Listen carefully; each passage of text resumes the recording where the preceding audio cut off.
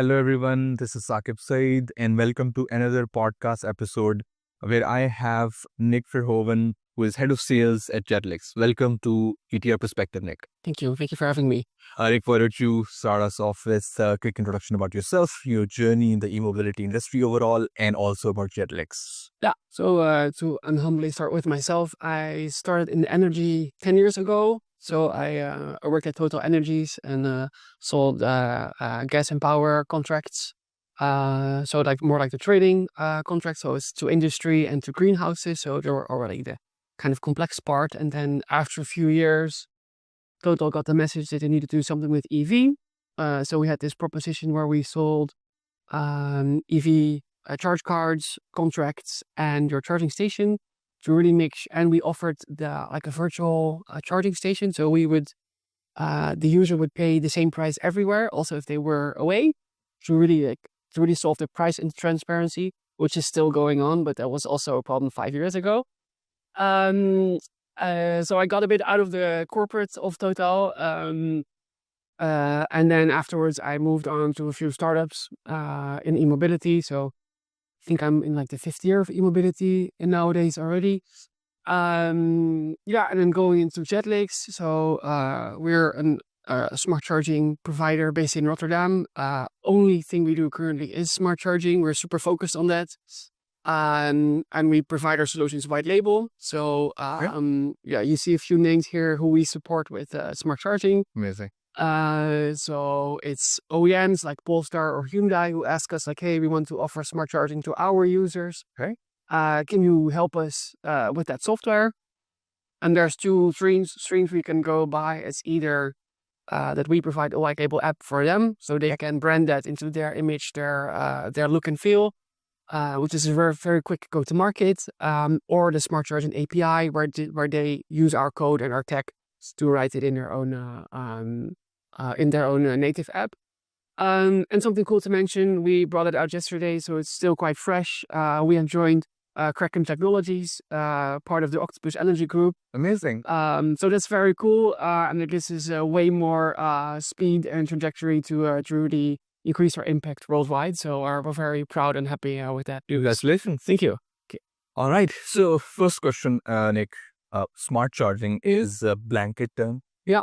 It is, to some extent, poorly understood term, and it's a loosely defined term. Yeah. So why don't you define it for us, for our viewers and listeners as well?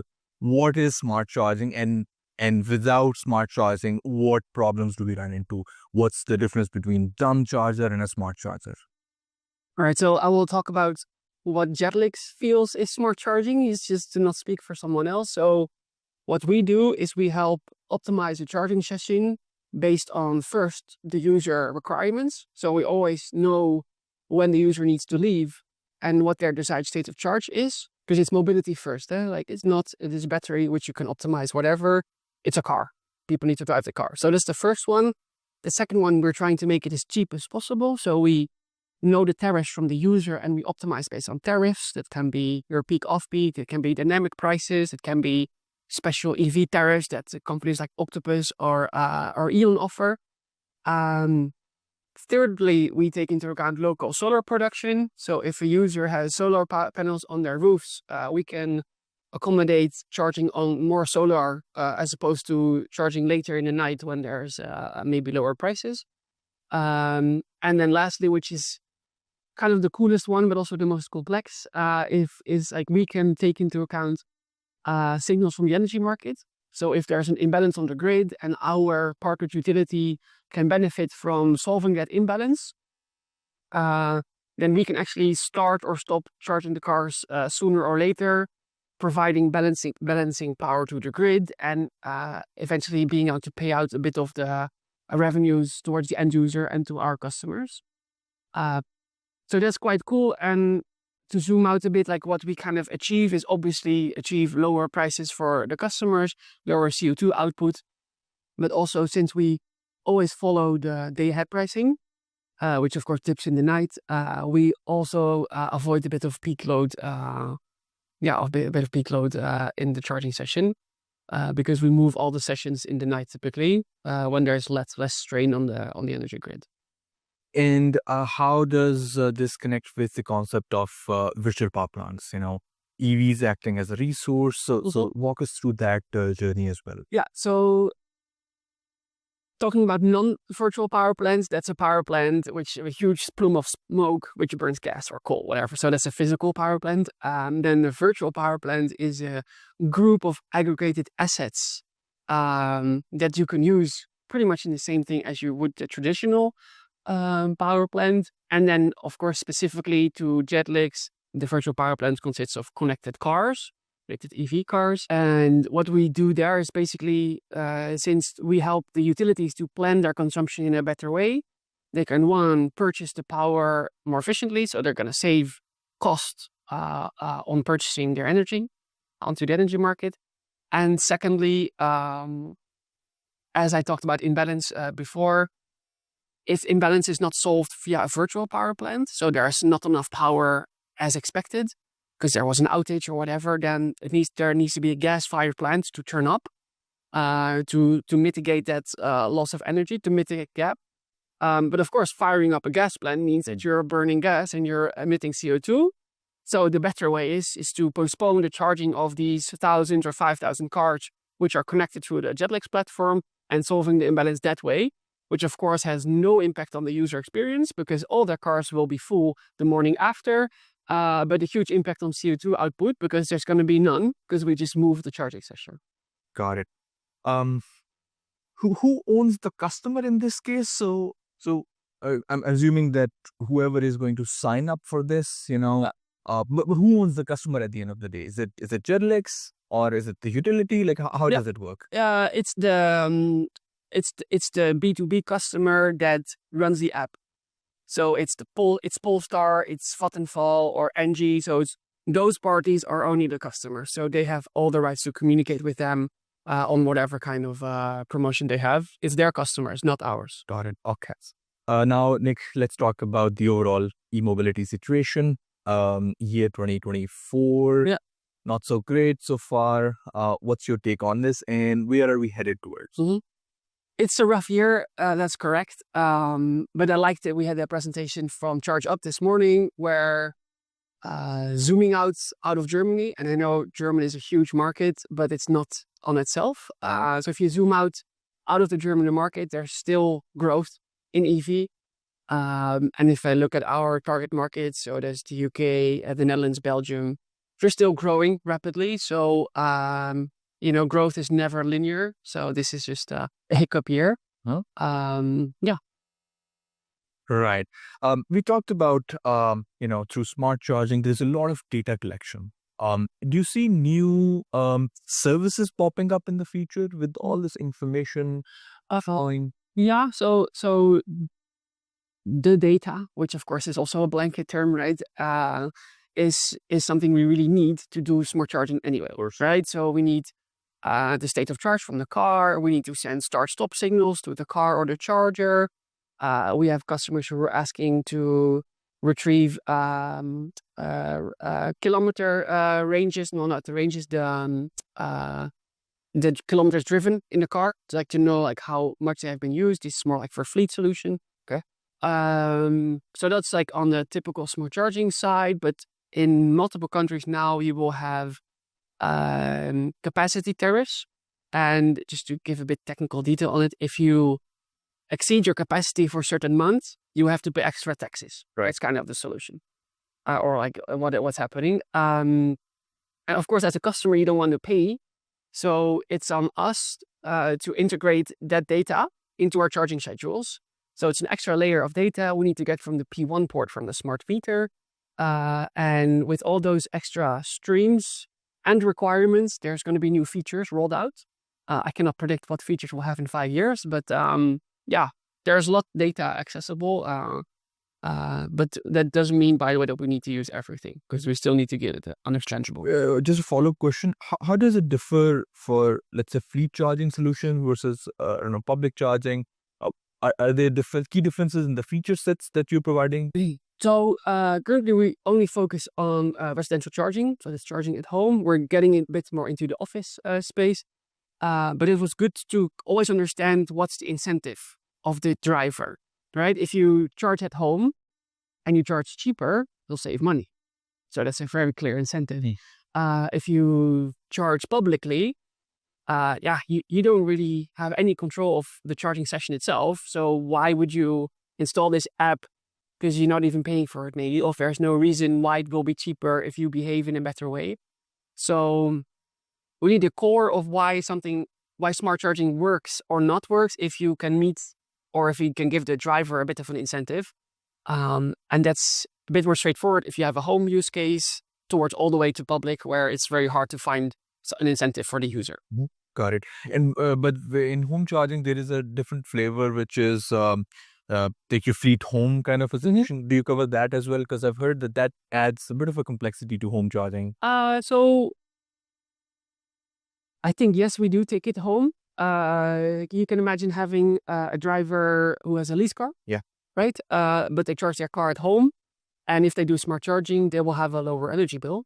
So yeah, that kind of solves the question. Funny thing is that there is this thing about reimbursement, where the tariff that they get reimbursed might be not the same as the actual cost, which now is a bit of a plus for the driver. But you can imagine that we as Jedlix are very much focused on solving these solutions. We have a few projects running with a few leasing companies now, where we are going to look like, okay, how are we going to enable the fleet owner to only reimburse the actual charging costs versus the charging cost that the customer conveniently entered half a year ago, which is probably a bit higher than the actual rate. Right. And that will save them like 20% of total cost of ownership. So that has a bit impact. Understood. And Nick, walk us through the journey of PV integration, because you talked about this as one of the solutions. How does it typically work that someone who is thinking of this as a solution, at what point does it make sense to do it? Or is it always something that is a viable solution? Or there's a threshold that, hey, you have to have this kind of system, this big of a system for it to make sense? How does the journey look like? Yeah, so I think it always makes sense, just to state. So what we ask for the user when they onboard, we ask them, what's your watt peak of your system? And I think that's the only question we ask them, because we do the full solution digitally. Okay. So we know the location of the house, and we ask the user, how much watt peak do you have? So by knowing those information, we can retrieve solar data, just like a weather channel, but just for solar.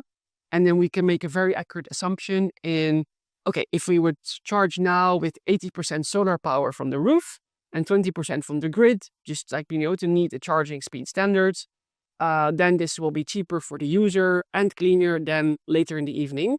So therefore, we would shift the charging session into the daytime when there's a lot of solar, as opposed to a later time when there's less solar. Got it. Okay, so you would suggest or continuously suggest to the end customer that, hey, this is the right time, maybe sometime from now is the ideal optimum time? We don't suggest anything, we just do. So I think that's it's a good question. So really our product is set up with like a no fuss. Also, you cannot opt, sorry to interrupt you. You cannot opt out of it? Well, they can, yeah, for sure. They can. But the philosophy is that you onboard yourself once, and if your schedule don't change, you do nothing. You can just look at your savings every week or every month. Very interesting. Obviously, if you need some comfort, so you need a minimum state of charge before we do something smart, or you need to have this override button to have a boost mode, for sure we do those, we have those features. Got it. Okay. Let's bring in another flavor into this, which is V2G. First, what's your perspective on V2G? Is there something, because it has stayed in this state of, being an amazing solution on paper, it makes a lot of sense, but then the pace at which it has moved is not what we all expected. What are the roadblocks, and where do you see this heading? Yeah, all right. So the magic V2G word.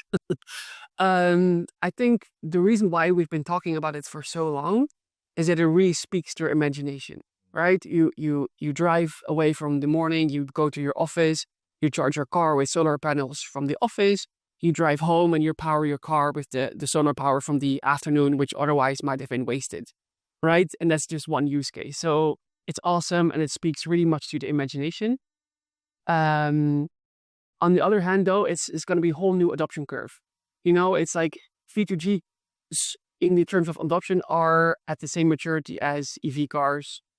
I don't know, 6-7 years ago, maybe 5 years ago.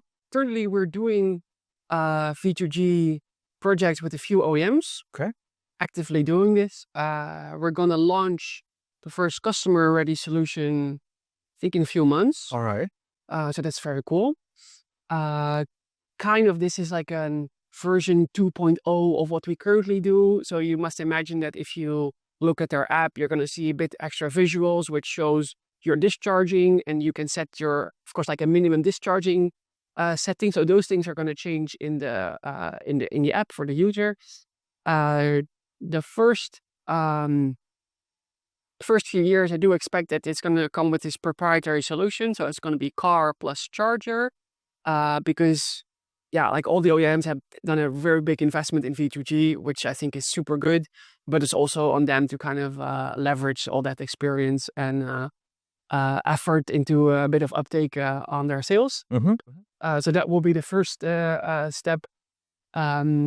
And in terms of use cases, I think all the V2Xs make sense in certain parts of the market, but they do depend on local legislation or market standards. But it's definitely gonna be there.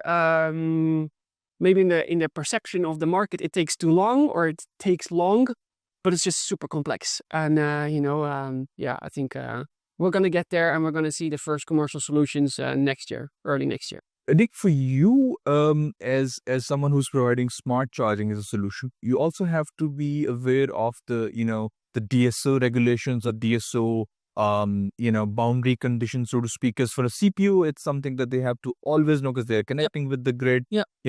For you as well, this is something that you keep a check on. And does it vary from one DSO to another, in which you are if you're providing services in their territory, DSO 1 versus 2? So typically, since we're charging at people's houses, the DSO, like one house cannot have a huge impact where the DSO be like, hey, you're causing a lot of trouble. But of course, if you extrapolate and you have 1,000 EVs charging their cars at a certain moment when it's already super busy on the grid, the DSO might be like, would be better if we help postpone the charging a bit. So currently, we're already doing that without a direct relationship with DSOs.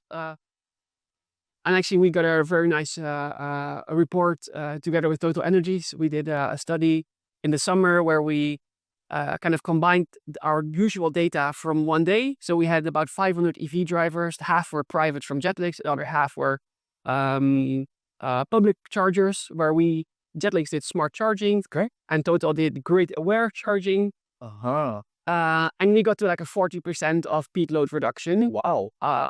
So that's actually quite cool result. So that was our statement towards like, yes, you can be concerned, but yes, there also already are very viable options to mitigate those peak loads. Amazing. Nick, last question. Where is smart charging heading? What innovations do you expect in the realm of smart charging in the next few years? Better and more reliable connectivity. Okay. That's for one, because the OEMs are rematuring their data models.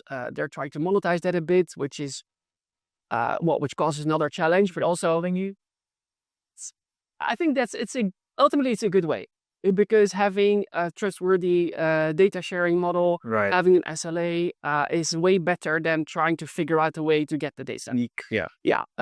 So that's fine, and that's a good trend. It's going to be a trend which is not really visible to the user, but it's very important to have the best uptime possible if you look at these use cases. So that's a big one. I think now we're even pre-innovative stages if we look at V2G, that's going to mature. And obviously those use cases are going to expand. So you're going to be able to do V2 home at home. And, all these use cases will happen.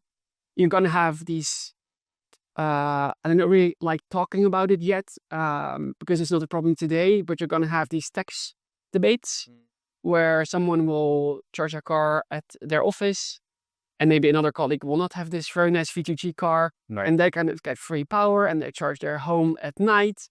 And then who should pay what kind of taxes, But that's definitely something coming up. That's for the market to solve with the local governments. So the customer should not be concerned, but that's something you're going to hear the next few years, people talking about this. Perfect. Thank you so much. Very cool stuff. Thanks for sharing all the insights, Nick. I'm sure our viewers and listeners got a lot of insights from this discussion. This was our only and first discussion on the summit on smart charging. So I'm very happy that we got this topic covered as well. Thank you so much. And we'll catch you in the next episode. Thank you.